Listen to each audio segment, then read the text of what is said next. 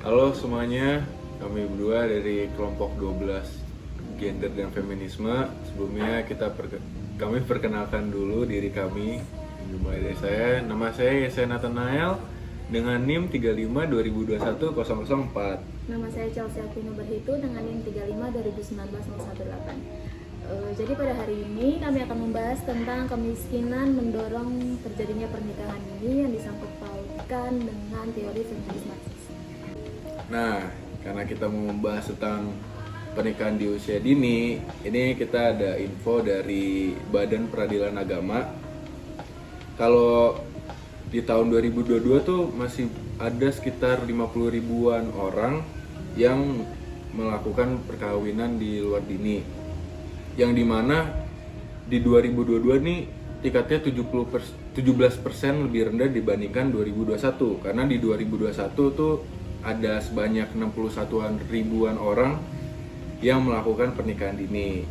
Dan yang melakukan pernikahan dini rata-rata di usia 19 sampai 22 tahun. Nah, di kelompok kami berstudi kasus di wilayah NTB, yang dimana perkawinan usia dini di wilayah NTB, yaitu mau di Pulau Lombok atau di Pulau Sumbawa, ini semakin marak. Buktinya dari data BPS tahun 2022, Indonesia nih ada di urutan ke-8 sebagai negara dengan angka pernikahan usia dini tertinggi di dunia dan juga peringkat kedua di ASEAN. Berdasarkan data perkawinan usia anak dinas P3AP 2KB Provinsi NTB pada April 2022 menyebutkan sejak 4 tahun terakhir dari Januari 2009 sampai dengan April 2022 ada 2.530 kasus perkawinan anak usia dini yang terjadi di berbagai daerah di Provinsi NTB.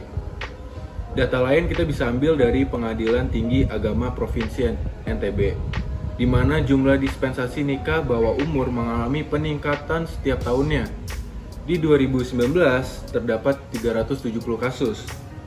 2020 ada 875 kasus. 2021 ada sebanyak 1.132 kasus. Dan di tahun 2022 terdapat 153 kasus. Ini menunjukkan bahwa di tahun 2019 sampai 2021 ada peningkatan kasus perkawinan usia dini hampir mencapai 300%.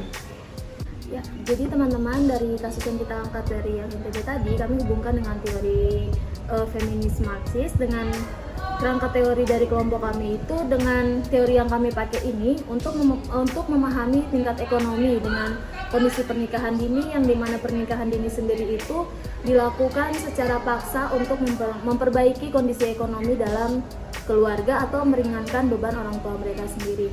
Dan tujuan yang ingin kami capai juga itu bahwa sebenarnya perempuan juga itu mempunyai kebebasan untuk melanjutkan studi mereka dan masa depan mereka tanpa harus melakukan pernikahan dini yang menyebabkan studi mereka itu terhenti. Dan sedangkan kalau kita lihat ya, kalau dengan studi mereka terhenti itu, maka angka tingkat kemiskinan itu pun bertambah dengan adanya pernikahan dini ini. Untuk pembahasan analisisnya pun dapat dilihat bahwa pernikahan dini yang terjadi di NTB itu banyak merenggut masa depan remaja atau anak-anak muda yang ingin melanjutkan studi mereka. Sebenarnya dengan pemikiran pernikahan dini ini, menurut kelompok kami itu sebenarnya nggak seharus semua masalah ekonomi itu diselesaikan dengan pernikahan dini. Karena dengan studi mereka yang berhenti, dengan tidak adanya pekerjaan, sebenarnya dengan pemikiran masyarakat di sana bahwa pernikahan dini itu dapat membuat ekonomi mereka jadi lebih baik dan stabil, kenyataannya itu tidak, malah menambah tingkat kemiskinan, yang dimana pasangan muda yang menjalankan pernikahan dini ini pun membutuhkan biaya yang lebih besar, apalagi mereka sudah memiliki buah hati, di mana bisa kita lihat di saat-saat ini uang susu mahal, uang pupuk mahal, kebutuhan keluarga mereka sendiri pun tidak tercukupi, apalagi untuk membantu keluarga mereka untuk memperbaiki ekonomi mereka. Jadi dalam kondisi ini pun bisa kita lihat bahwa tanpa adanya paksaan untuk pernikahan dini, perempuan itu bisa keluar dari zona finansial itu, dimana bahwa perempuan itu tidak harus selamanya bergantung kepada keluarga laki-laki untuk memperbaiki kebutuhan ekonomi keluarga mereka. Sebenarnya itu bisa. Kita lihat sekarang peluang kerja ada di mana-mana, perempuan pun bisa bekerja tanpa harus selalunya bergantung kepada laki-laki. Jadi kesimpulannya dari kelompok kami adalah kalau faktor kemiskinan itu biasanya dari pernikahan dini yang sudah dijelaskan oleh Kak Chelsea tadi. Bagus banget penjelasan dari Kak Chelsea.